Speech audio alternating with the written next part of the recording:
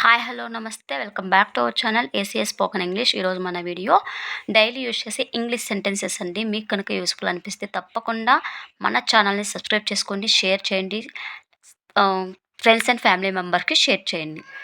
ఇక వీడియోలోకి వచ్చినట్లయితే డైలీ యూజ్ చేసే ఇంగ్లీష్ సెంటెన్సెస్ అండి.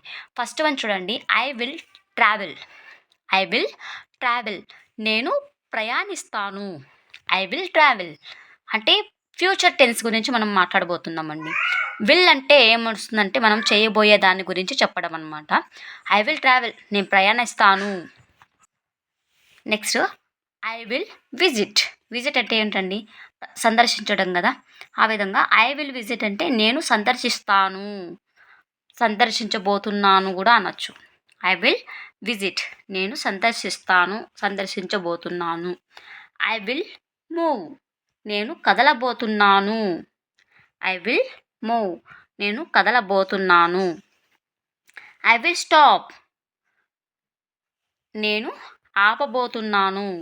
ఐ విల్ స్టాప్, నేను ఆపబోతున్నాను. ఐ విల్ ప్లే, నేను ఆడబోతున్నాను. ఐ విల్ ప్లే, నేను ఆడబోతున్నాను అని వస్తుంది. ఐ విల్ వాచ్, నేను చూడబోతున్నాను. ఐ విల్ వాచ్, నేను చూడబోతున్నాను. చూడండి, విల్ అనేది వచ్చినప్పుడు మనము ఫ్యూచర్ గురించి, మనం చేయబోయే దాని గురించి చెప్పడాన్ని మనం విల్ అనేది యూస్ చేస్తూ ఉంటామండి. ఐ విల్ ట్రావెల్, నేను ఆడబోతున్నాను అని మీన్. ప్లే అంటే ఆడబోతున్నాను, ట్రావెల్ అంటే చేయబోతున్నాను. ఆ విధంగా ఐ విల్ ట్రావెల్, నేను ప్రయాణించబోతున్నాను అని కూడా రాసుకోవచ్చు. ఐ విల్ విజిట్ అంటే నేను ప్రదర్శించబోతున్నాను. ఐ విల్ ప్లే అంటే నేను ఆడబోతున్నాను. ఐ విల్ వాచ్ అంటే నేను చూడబోతున్నాను. ఐ విల్ క్రై అంటే నేను ఏడ్చబోతున్నాను. ఓకే. ఐ విల్ లాఫ్ అంటే ఏంటి, నేను నవ్వబోతున్నాను. I will sing a song, నేను ఒక పాట పాడబోతున్నాను. ఒక విధంగా మనము ఆలోచిస్తే చాలా ఈజీ అండి ఇంగ్లీషు. ఒక్క ఇంట్రెస్ట్ అనేది ఉంటే చాలు, మనం చాలా ఈజీగా అయితే నేర్చుకునేయచ్చు ఇంగ్లీష్ అనేది. ఓకేనా. ఐ విల్ సింగ్ అంటే నేను పాడబోతున్నాను. ఐ విల్ వాక్, నేను నడవబోతున్నాను. ఐ విల్ ఐ విల్ ఏదైనా ఒకటి ఎగ్జాంపుల్ చెప్తాను చూడండి.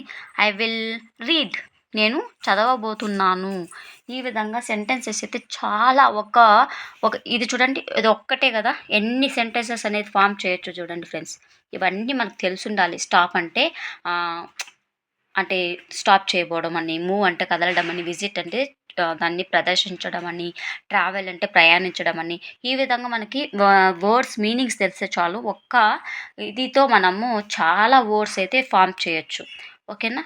ఇది ఫ్రెండ్స్ ఇవాల్టి వీడియో. మీకు కనుక యూస్ఫుల్ అనిపిస్తే తప్పకుండా ఛానల్ సబ్స్క్రైబ్ చేసుకోండి, ఫ్రెండ్స్ అండ్ ఫ్యామిలీ మెంబర్కి షేర్ చేయండి, లైక్ చేయడం మర్చిపోకండి. ఎందుకంటే ఈ వీడియో మీ ఇలాంటి వర్క్ షేర్ అవ్వాలంటే ఖచ్చితంగా ఒక లైక్ అయితే ఇంపార్టెంట్. Thank you friends.